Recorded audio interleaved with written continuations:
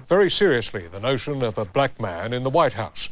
Many feel Bill Clinton has his heart in the right place, but is not giving America the type of leadership they want. Americans want someone they can look up to. To many, Colin Powell may be the man of the hour. It sounds like a campaign. It looks like a campaign. Who's number one on the camera? And it may become one. For now, it's a book tour starring America's most famous ex-soldier. I'm having a great time. But Colin Powell is testing the water for a run at the White House. I do have a deep concern about the country. I have some ideas about the country. I'll be sharing those ideas. And Powell, the poor boy made good, the black man whites like, is now leading most presidential polls. I think he's great. I think it's something that may bring the country closer together. This is a man whose life story makes people proud to be an American. Old soldiers never die, it's said. They simply fade away. Not so Colin Luther Powell. He's carefully fueling the hysterical speculation that he might run for president. You don't do it to fool around, he says coyly. You do it to win. The selling of Colin Powell is on what some are calling Powell mania. His face and his voice are everywhere. Now the politician. Well, with all due respect, I'm a very, very skilled political player. Now the innocent. I never intended to be a politician. I always was going to be a soldier. People can call me a political general, but for 35 years I was a soldier. And a close aide to 3 presidents. General Powell has had a distinguished career at the highest levels of our government. He will bring leadership and wisdom. 35 years of service and victory. This child of Jamaican parents became America's top soldier and the hero of the Gulf War, who rehearsed this famous threat for a day before uttering it. Our strategy to go after this army is very, very simple. First, we're going to cut it off, and then we're going to kill it. Many who worked with him would like to see him as president. He has got to be saying to himself, am I really capable of running a national political campaign when I've never done it before? And when it's already been underway for a year, and I'll be starting out just a month or two before our first primary in New Hampshire. My guess is his conclusion will be that that's a pretty difficult task to undertake. He's a war hero. Others say Powell is a bureaucrat, puffed up by the media. I think the media is desperate to find a liberal that will replace Bill Clinton. They've got Bill Clinton now. They know he's unreelectable, and they're looking for another liberal. And they've now characterized Colin Powell as that person. Powell's backers see a real chance of victory against a president weakened by historic losses in Congress and a Republican frontrunner who's faltering. And America has picked a hero to be leader before. General Eisenhower answering the call of a pessimistic, yearning people, as a certain General George Washington had, to become the country's first president.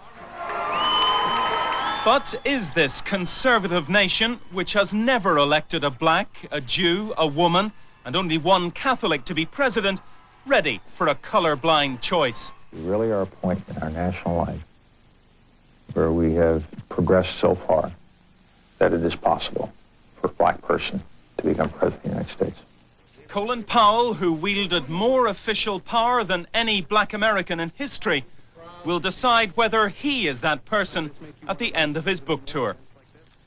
Still to come on Nightline, the latest finance and weather, and in sports, soccer's off-couple, AFL, and the countdown to the league decider.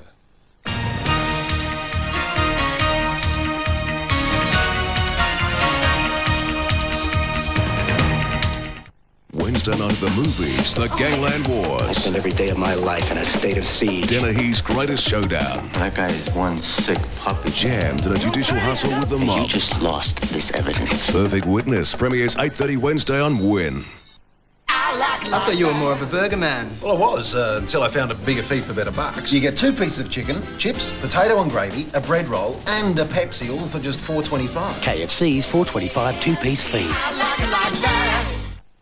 For better quality and the lowest prices, you can't go past Copper Art. Superbly crafted grandfather clocks are incredible value at only $599. And a big choice of beautiful patchwork quilts from a super low $39.95. Shop Copper Art and save.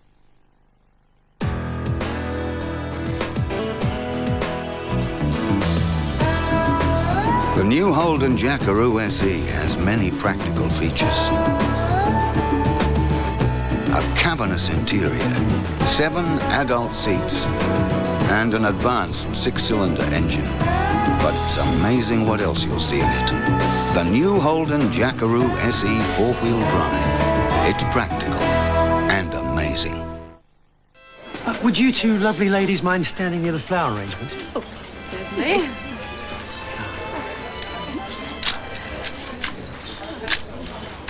What makes her so good? Look good, feel good with So Good. On a full tank of fuel, this truck will travel 450 kilometres. If we filled the tank on the back, it could travel around the world.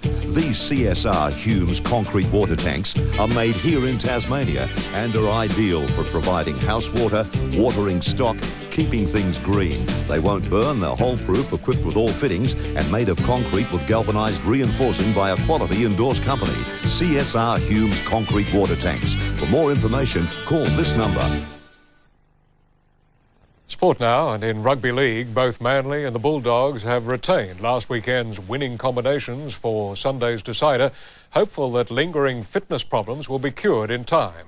One player certain to take the field is Manly forward David Gillespie. He's tasted grand final football before, although it was under different colours. While the likes of Ian Roberts and Mark Carroll are yet to play in a grand final, Cement Gillespie is encased in experience. Most footballers never get a chance to win one premiership. On Sunday, Gillespie lines up for number 3. If I'm not going to go out there and try and belt them, they're going to be trying and belt me or the whole side. So, you know, it's just, as I said, it's that little extra bit of feeling there, and that works out good. That extra feeling comes from nearly a decade of playing in the Bulldogs' colours. Gillespie won grand finals with Canterbury in 1985 and again 3 years later. He admits there's still a soft spot for the club. I've got some great friends over there. I played with them for 8 years, and it might be a bit strange, but I'm looking forward to it. You don't worry about Cement unless he's going to tackle you. No, he won't be tackling me, I'll tell you. He's a great bloke, Cement, and you know, I suppose if we can't win it, you know, I'd like to see him to do it. There were no surprises when both teams announced their sides today. They won't come till later in the week, when decisions have to be made on those in doubt. One thing is now certain. Eddie Ward will referee his first Sydney Grand Final. Mainly once I make a decision, that's it. I'm not changing my mind and just go on for it. And after a state government decision today, people going to the stadium should have no trouble with scalpers. They'll be there, of course, but they can be fined if they charge more for a ticket than the official price. Clinton Fletcher for Nightline. North Melbourne coach Dennis Pagan has called a truce in his war of words with Carlton counterpart David Parkin. Parkin was furious at Pagan's prediction that Carlton would axe him if beaten in Saturday night's final at the MCG. Just a month ago, North Melbourne went down to Carlton for the second time this year. Since then, though, Corey McKernan has hit form and is sure to be a vital factor. Carlton have Brownlow medalist Greg Williams back from suspension, but there are worries they've lost momentum after a week off, and this will be their first match under lights at the MCG for more than a year.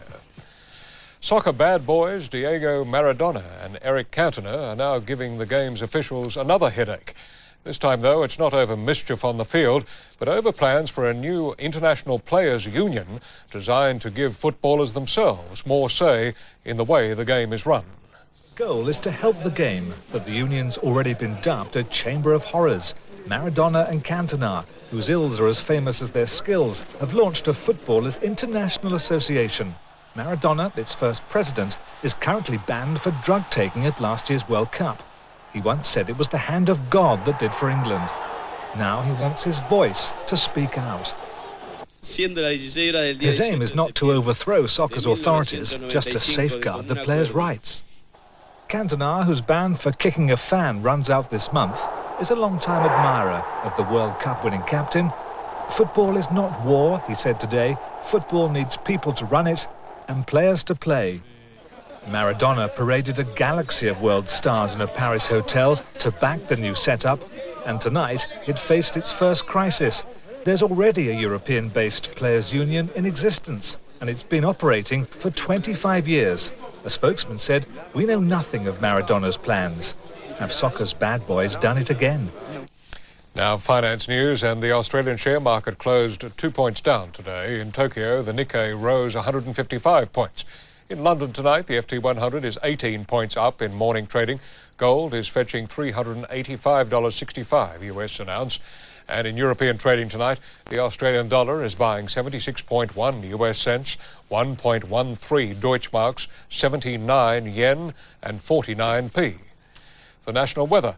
And there's a cold front over the southeast, a high moving across from the west and a low dominating the north of Australia. The forecasts, fine in Brisbane and Darwin tomorrow, unsettled in Sydney, showers for Canberra, rain developing in Melbourne, Hobart and Adelaide, and in Perth, showers clearing. That's the news this Tuesday night. To finish, some high-flying antics at the Aerobatics World Cup in Vienna. You don't have to be crazy, but it sure helps. First, though, they go through their paces on the ground. There's no margin for error when it's the real thing. Some tempt fate, stalling their engines, while others take on mid-air tumbles. Even the landings have a bit of a twist. Good night.